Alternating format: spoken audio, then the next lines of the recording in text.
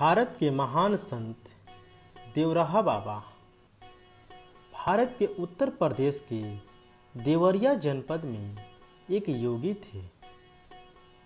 देवराहा बाबा का जन्म अज्ञात है, यहाँ तक कि उनकी सही उम्र का आकलन भी नहीं है। वह यूपी के नाथ नदौली ग्राम लार रोड देवरिया जिले के रहने वाले थे। मंगलवार 19 जून सन 1990 को योगिनी एकादशी के दिन अपना प्राण त्यागने वाले इस बाबा के जन्म के बारे में संशय है। कहा जाता है कि वह करीब 900 साल तक जिंदा थे। बाबा के संपूर्ण जीवन के बारे में अलग अलग मत हैं। कुछ लोग उनका जीवन 250 साल तो कुछ लोग 500 साल मानते हैं।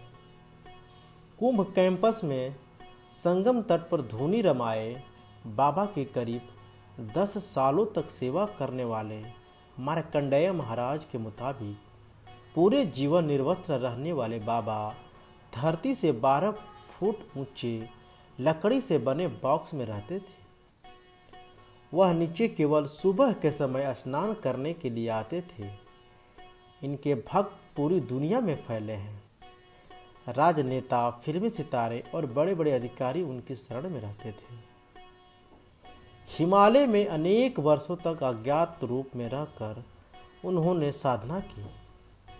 वहां से वे पूर्वी उत्तर प्रदेश के देवरिया नामक स्थान पर पहुंचे। वहां वर्षों निवास करने के कारण उनका नाम देवराहा बाबा पड़ा। देवराहा बाबा ने देवरिया जनपद के सलेमपुर तहसील में मैल एक छोटा सा शहर से लगभग 1 कोस की दूरी पर सरयू नदी के किनारे एक मचान पर अपना डेरा डाल दिया और धर्म कर्म करने लगे। देवराहा बाबा परम भक्त राम भक्त थे। देवराहा बाबा के मुख से सदा राम नाम का वास था। वो भक्तों को राम मंत्र की दीक्षा दिया करते थे। वो सदा सरयू के किनारे रहा करते थे। उनका कहना था, एक लकड़ी हृदय को मानो, दूसरा राम नाम पहचानो। राम नाम निंत उर पे मारो, ब्रह्म दिखे संशय न जानो। देवराहा बाबा जन सेवा तथा गो सेवा को सर्वोपरि धर्म मानते थे तथा प्रत्येक दर्शनार्थी को लोगों की सेवा, गो माता की रक्षा करने तथा भगवान की भक्ति में रत रहने की प्रेरणा देते थे। देवराहा बाबा श्री राम और श्री कृष्ण को मानते थे और भक्तों को कष्ट से मुक्ति के लिए कृष्ण मंत्र भी देते थे। बाबा कहते थे कि जीवन को पवित्र बनाए बिना ईमानदारी, सात्विकता, सरसता के बिना भगवान की कृपा प्राप्त नहीं होती। अतः सबसे पहले अपने जीवन को शुद्ध पवित्र बनाने का संकल्प लो। वे प्रायः गंगा या यमुना तट पर बनी घास फूस की मचान पर रहकर साधन किया करते थे। दर्शनार्थ आने वाले भक्तजनों को वे सद्मार्ग पर चलते हुए अपना मानव जीवन सफल करने का आशीर्वाद देते थे। वे कहते थे, इस भारत भूमि की दिव्यता का यह प्रमाण है कि इसमें भगवान श्री राम और श्री कृष्ण ने अवतार लिया है। यह देवभूमि है। इसकी सेवा, रक्षा तथा संवर्धन करना प्रत्येक भारतवासी का कर्तव्य है। प्रयागराज में सन 1989 में महाकुंभ के पावन पर्व पर विश्व हिंदू परिषद के मंच से बाबा ने अपना पावन संदेश देते हुए कहा था कि दिव्य भूमि भारत की समृद्धि, गोरक्षा, सेवा के बिना संभव नहीं होगी। गो हत्या का कलंक मिटाना अत्यावश्यक है। पूज्य बाबा ने योग विद्या के जिज्ञासुओं को हठ योग की 10 मुद्राओं का प्रशिक्षण दिया। वे ध्यान योग, नाद योग, लव योग, प्राणायाम, त्राटक, ध्यान, धारणा, समाधि आदि की साधन पद्धतियों का जब विवेचन करते तो बड़े बड़े धर्माचार्य उनके योग संबंधी ज्ञान के समक्ष नतमस्तक हो जाते थे।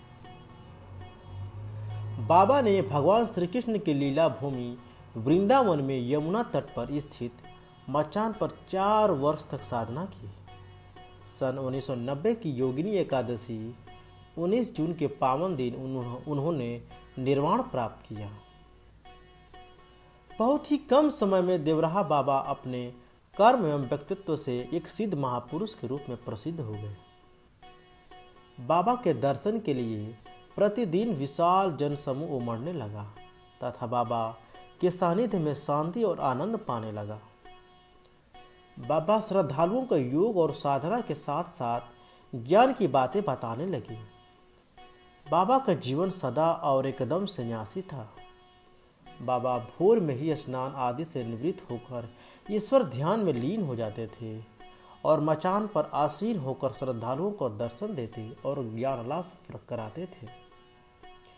कुंभ मेले के दौरान बाबा अलग अलग जगहों पर प्रवास किया करते थे। गंगा यमुना के तट पर उनका मंच लगता था। वह एक एक महीना दोनों के किनारे रहते थे। जमीन से कई फीट ऊंचे स्थान पर बैठकर वह लोगों को आशीर्वाद दिया करते थे। बाबा सभी के मन की बातें जान लेते थे। उन्होंने पूरे जीवन कुछ नहीं खाया, सिर्फ दूध और शहद पीकर जीते थे। श्रीफल का रस उन्हें बहुत पसंद था। श्रद्धालुओं के कथानुसार बाबा अपने आसपास आने वाले प्रत्येक व्यक्ति से बड़ी प्रेम से मिलते थे और सबको कुछ न कुछ प्रसाद अवश्य देते थे। प्रसाद देने के लिए बाबा अपना हाथ ऐसे ही मचान के खाली भाग में रखते थे और उनके हाथ में फल, मेवे या कुछ अन्य खाद्य पदार्थ आ जाते थे, जबकि मचान पर ऐसी कोई भी वस्तु नहीं रहती थी। श्रद्धालुओं को कौतूहल होता था कि आखिर यह प्रसाद बाबा के हाथ में कहां से और कैसे आता है। जनश्रुति के मुताबिक वह खिचड़ी मुद्रा की वजह से आवागमन से कभी भी चले जाते थे। उनके आसपास उगने वाले बबूल के पेड़ों में कांटे नहीं होते थे। चारों तरफ सुगंध ही सुगंध होता था। लोगों में विश्वास है कि बाबा जल पर चलते भी थे और अपने किसी भी गंतव्य स्थान पर जाने के लिए उन्होंने कभी भी सवारी नहीं की और न ही उन्हें कभी किसी सवारी से कहीं जाते हुए देखा गया। बाबा हर साल कुंभ के समय प्रयाग आते थे। मार्कंडेय सिंह के मुताबिक वह किसी महिला के गर्भ से नहीं बल्कि पानी से अवतरित हुए थे। यमुना के किनारे वृंदावन में वह 30 मिनट तक पानी में बिना सांस लिए रह सकते थे। उनको जानवरों की भाषा समझ में आती थी। खतरनाक जंगली जानवरों को वह पल भर में काबू कर लेते थे। लोगों का मानना है कि बाबा को सब पता रहता था कि कब, कौन, कहां और उनके बारे में चर्चा हुई।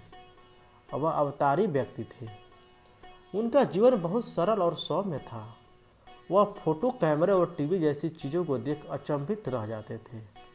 वह उनसे अपनी फ़ोटो लेने के लिए कहते थे, लेकिन आश्चर्य की बात यह थी कि उनका फ़ोटो नहीं बनता था।